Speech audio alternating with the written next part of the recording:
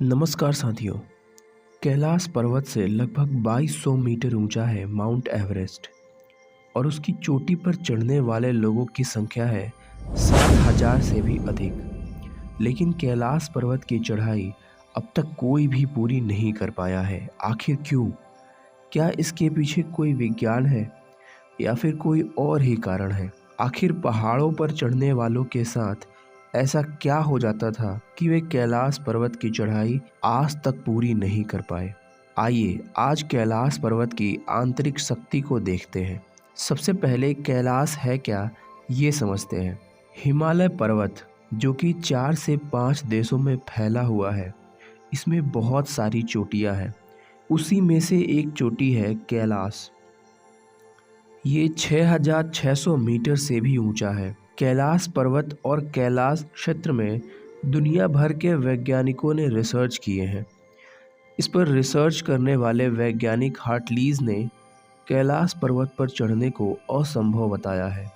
इसके अलावा एक दूसरे पर्वतारोही कर्नल आरसी विल्सन ने बताया कि जैसे ही मुझे लगा कि मैं एक सीधे रास्ते से कैलाश पर्वत के शिखर पर चढ़ सकता हूँ, भयानक बर्फबारी ने रास्ता रोक दिया और चढ़ाई को असंभव बना दिया।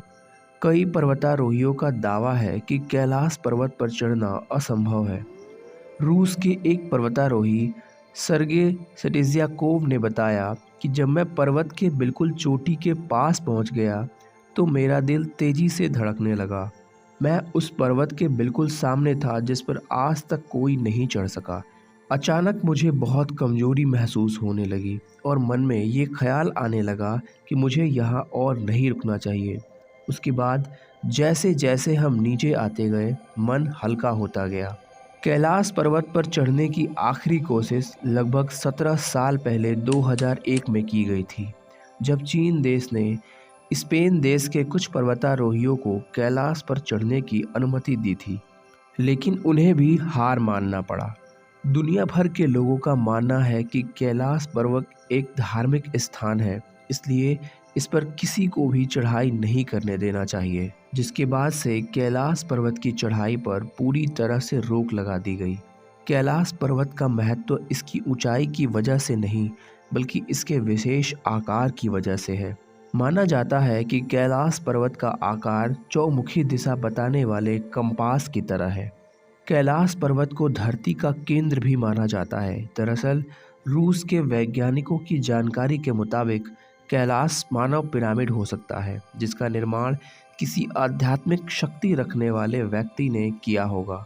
कहा जाता है कि जब कैलाश पर्वत की बर्फ पिघलती है तो पूरे क्षेत्र में डमरू की आवाज़ सुनाई देती है।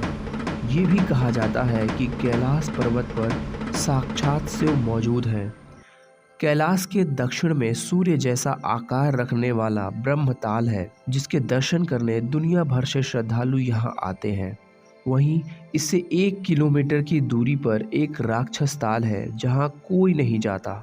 ब्रह्मताल का पानी मीठा है, जबकि राक्षस ताल का पानी खारा।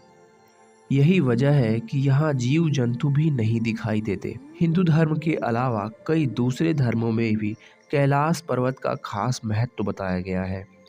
माना जाता है कि कैलाश पर्वत एक तरफ स्फटिक, दूसरी तरफ मणिक, तीसरी तरफ सोना और चौथी तरफ नीलम से बना हुआ है। इन मान्यताओं को विज्ञान भी आज तक गलत साबित नहीं कर पाया है।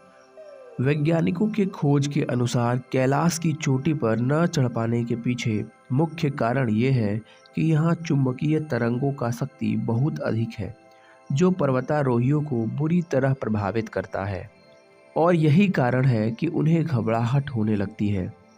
लेकिन सवाल यही है कि आखिर चुंबकीय शक्ति इतनी अधिक यहाँ क्यों है? आपको बता दें कि इसका जवाब वैज्ञानिकों के पास भी नहीं है। बहुत सारे पर्वतारोहियों ने यह भी महसूस किया था कि कैलाश पर चढ़ते समय उनके नाखून और बाल बहुत तेजी से बढ़ने लगे थे। विज्ञान के अनुसार जब जीवन गैस यानी ऑक्सीजन कम हो जाता है तो शरीर उसे पूरा करने के लिए और तेजी से काम करने लगता है, जिसके कारण नाखून और बाल भी तेजी से बढ़ने लगते हैं। लेकिन सोचने की बात यह है कि जीवन गैस की कमी तो सारे पहाड़ों पर चढ़ते समय होती होगी, तो फिर ये नाखून और बाल का तेजी से बढ़ना केवल कैलाश पर ही क्यों होता है? इन सारी बातों को देखते हुए यह पता चलता है कि कैलाश पर कुछ तो है जो उसे बाकी सारे पहाड़ों से अलग बनाता है। साथियों, आप कैलाश पर्वत के बारे में क्या सोचते हैं? अपना संदेश कमेंट बॉक्स में लिखिए। वीडियो पसंद आया तो लाइक और हमारे चैनल को सब्सक्राइब करिए। धन्यवाद।